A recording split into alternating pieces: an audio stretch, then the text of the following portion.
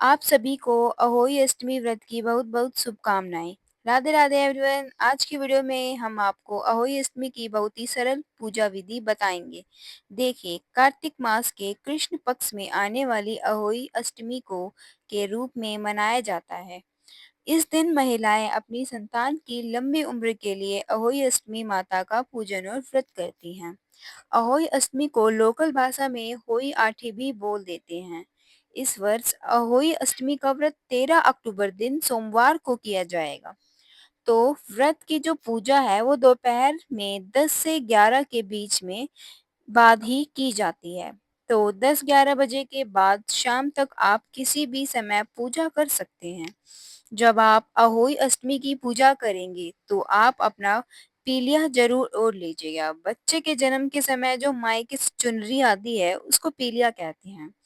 तो यह पीलिया ओढ़कर ही पूजा करते हैं। जब आप आठी माता की पूजा करेंगे, जिस जगह पर भी आप पूजा कर रहे हैं, पहले उस जगह को साफ कर लेंगे। फिर वहाँ आप चाहें तो चौकी लगा सकते हैं, चाहे तो हल्दी से चौका लगा के ज़मीन को भी पूजा कर सकते हैं। यहाँ पर मैंने चौकी लगा ली है, चौकी पर हम लाल रंग का वस्त्र बिछा लेंगे, इसके ऊपर गेहूँ रखकर फिर हम यहाँ पर विराजमान कर देंगे। तो यहाँ पर देखिए मेरे पास में फ़ोटो को मैंने विराजमान कर दिया है। अगर आपके पास कैलेंडर है तो आप उसे दीवार पर चिपका सकते हैं। देखिए इसके बाद हमें क्या करना है, हमें 2 मटके भरने हैं यानी 2 कलश हमें लेने हैं। आप चाहे दोनों मिट्टी के कलश ले सकते हैं या आप चाहे तो 1 मिट्टी का और 1 तांबे का पीतल का कलश भी ले सकते हैं। तो मिट्टी का 1 कलश कम से कम ज़रूर लीजिएगा। कलश के कंठ पर हम मोली बाँध लेंगे। देखिए एक कलश में जल भरा जाता है और दूसरे कलश में अनाज भरा जाता है। किसी किसी के यहाँ पर दोनों कलश में जल भरा जाता है। अगर आपके यहाँ दोनों कलश में जल भरा जाता है तो भी आप कलश के ऊपर ढक्कन के ऊपर थोड़ा-सा अनाज ज़रूर रख दीजिएगा।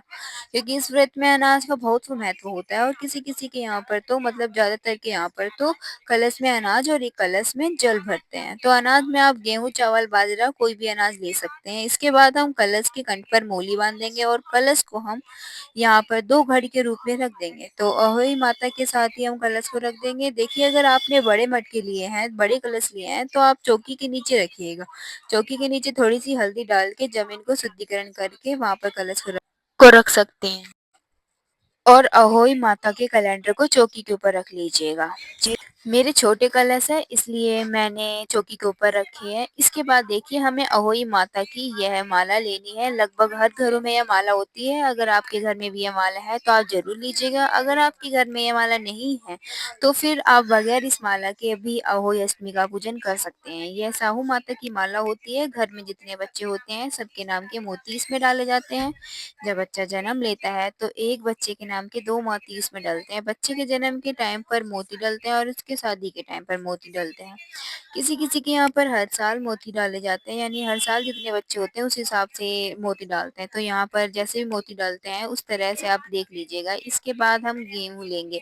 मैंने यहाँ पर गेहूँ लिए हैं, आप गेहूँ ले सकते हैं या कोई और अनाज भी ले सकते हैं। तो यहाँ पर हम अहोई माता के सामने गेहूँ रख देंगे। आप चाहे प्लेट में रख लीजिए, चाहे गेहूँ ढेरी भर लगा सकते हैं। उठाने में आसान हो जाएँगे इसलिए मैंने प्लेट में रख दिया। इसके बाद हाथ जोड़कर अहोई माता से प्रार्थना करेंगे, हे अहोई अष्टमी माता, आज मैं अपने संतान की लंबी उम्र, अच्छे स्वास्थ्य और उज्जवल भविष्य के लिए आपका व्रत और पूजन कर रही हूँ। आप मेरी व्रत पूजा को स्वीकार करें, कोई कमी रह जाए तो क्षमा करें। ऐसा संकल्प करने के बाद जल की छींटे लगाकर भाव रूप से सभी को स्नान करा देंगे। उसके बाद हम देसी घी का दीपक जलाएँगे। अनाज के ऊपर रखना है, किसी के यहाँ पर दीपक जलाते हैं और किसी के यहाँ पर नहीं जलाते। अगर आपके यहाँ दीपक नहीं जलाते हैं तो आप सिर्फ अनाज रख दीजिएगा और दीपक जलाते हैं तो फिर अनाज के ऊपर दीपक जला सकते हैं। इसके बाद हमें देखिए गणेश जी का जो फ़ोटो है उसमें विद्यमान है। गणेश जी की पूजन सबसे पहले होता है तो गणेश जी की पूजन हम यहीं कर लेंगे। अहोई अष्टमी के व्रत में हल्दी में तिलक लगाना बहुत ज़रूरी होता है। तो आप पहले गणेश जी, अहोई माता और फ़ोटो विद्यमान सभी देवताओं को, दोनों कलश को और जो ये साहू माता है, साहू माता को, दीपक को, सभी को पहले आप हल्दी तिलक कीजिएगा। तो यहाँ पर पहले हम हल्दी से तिलक कर देंगे, उसके बाद फिर हम डोली से भी तिलक करेंगे। और अगर हो सके तो आप जब पूजा करेंगे तो अपने घर के किसी बच्चे को, अपने बच्चे को साथ बिठा सकते हैं। बच्चे अगर बड़े हैं तो कोई बात नहीं, बच्चे अपने काम पे चले गए तो कोई नहीं, लेकिन आपके घर पे कोई छोटा बच्चा है तो उसको अपने पास ज़रूर बिठाएँ। और अगर आपके 2 यानी 2 मटके हिल रहे हैं तो इसके नीचे कुछ ना कुछ ऐसा लगा लीजिए जिससे हिले ना। इसके बाद देखिए हम तिलक लगा चुके हैं, तिलक के अक्षय यानी हम चावल समर्पित कर देंगे, 2 यहाँ पर तिलक कर चावल समर्पित कर दिए हैं। इसके बाद हम वस्त्र समर्पित करेंगे, तो देखिए वस्त्र के लिए हमने दोग ली है, जो हमने कलश लिए है उसके कंठ पर पहले हमने मोली बाँध ली है और सऊ माता है, यह भी मोली की मतलब धागे की पिरोई हुई है। यहाँ पर हम गणेश जी, अहोई माता को, कैलेंडर में विद्यमान सभी देवताओं को मोली के रूप से वस्त्र चढ़ा देंगे। इसके बाद अगर आपके पास लाल रंग की चुनरी है तो उसे चढ़ा लेंगे, अगर बात नहीं है तो कोई बात नहीं, मोली भी चढ़ा सकते हैं। मेरे पास चुनरी है तो मैंने अहोई माता की चुनरी उड़ा दी है। इसके बाद हम भोग चढ़ाएँगे पूड़े मीठों का।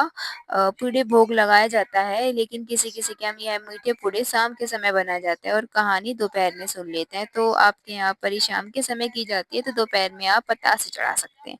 या तो फिर गुड़िया कोई मिठाई भी चढ़ा सकते हैं, और अगर आपके यहाँ सुबाई कराई जाती है, तो आपके यहाँ कहानी भी शाम को पढ़ते हैं, तो पहले पूड़े बना लेते हैं, तो फिर आप पूड़े बना लीजिए। पूड़े अभी नहीं बनाए हैं, तो फिर आप पतासे चढ़ा सकते हैं। तो हमने यहाँ पूड़े पतासे दोनों चढ़ा दिए हैं।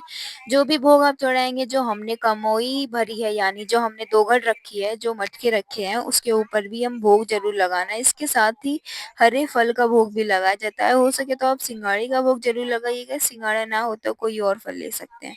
साथ में एक लोटा ज़रूर रख लेंगे। वायने के लिए हम वस्त्र रखने हैं, तो आपकी सासू माँ जो भी पहनती हो वो वस्त्र आप रखिएगा। सूट पहनती है तो सूट रख दीजिए, साड़ी पहनती है तो साड़ी रख दीजिए।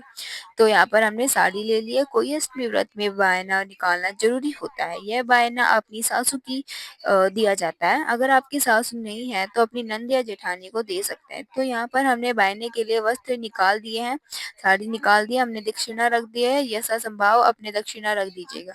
इसके बाद फिर हम अहोई अष्टमी माता की कथा सुननी है। फिर यह कथा सुनने के लिए हम अपने हाथ में गेहूँ के दाने लेंगे। अपने अगर गेहूँ के दाने चढ़ाए हैं तो चावल के ले लीजिए, गेहूँ चढ़ाया है तो गेहूँ दाने ले लीजिए। दोनों हाथ में लेके अब हम अहोई अष्टमी व्रत की कथा सुनेंगे। व्रत की कथा आपको चैनल में डिस्क्रिप्शन में दे दूँगी, या एक स्क्रीन पर भी लिंक मिल जाएगा। कथा सुनने के बाद थोड़े से गेहूँ के दाने हम गणेश जी को समर्पित कर देंगे। थोड़े अहोई माता को समर्पित करेंगे और थोड़े से दाने जल के लोटे में ला डाल देंगे। अगर आपके आधे दिन का व्रत किया जाता है, यानी कहानी सुन के व्रत खोल लेते हैं, तो फिर जितने भी गेहूँ हैं दोनों हमें अपने हाथ पर लिए सूर्य अगर देवता को अग्र में देते हैं, तो यहाँ पर तारे के छाव देखते हैं। तारे जो व्रत खोलते हैं उन्हें लोटे में तो हमने गेहूँ डाल ही दिए हैं, बाकी जो गेहूँ बचे हुए हैं हम अपने पल्लू से बाँध लेंगे। जब रात को तारों का अर्घ्य देंगे तो हम इन्हीं गेहूँ से अर्घ्य देना है। इस बात को आप याद रखिएगा, तो आप अगर तारों की छाँव का करते हैं तो पल्लू में बाँध लीजिएगा, फिर आप किसी बर्तन में इसको रख के चौकी पर रख दीजिएगा, और याद रखिएगा आप तारों को अर्घ देंगे तो इन्हीं दोनों से अपना अर्घ देना। अगर अगली बार दिया जाए जलाया जाए तो फिर आरती वाला जो पार्ट है वो हम स्क्रीन पर देंगे अहोई माता के सामने, फिर हम हाथ जोड़ लेंगे। अगर आपको आरती आती है तो आप आरती कर लीजिएगा, आरती नहीं आती है तो 5 या 7 बार दिए वो क्लॉकवाइज़ घुमाने को भी आरती का ही स्वरूप माना जाता है। तो इस तरह से दिए को घुमाते हुए हम आरती उतार लेंगे। उसके बाद हाथ जोड़कर पूजा में कमियों की क्षमा याचना करेंगे, अपने बच्चों की लंबी उम्र के लिए अहोई अष्टमी माता से प्रार्थना करेंगे। इसी तरह से हम कथा सुननी है, इस तरह से हमें अहोई अष्टमी माता का पूजन करना है।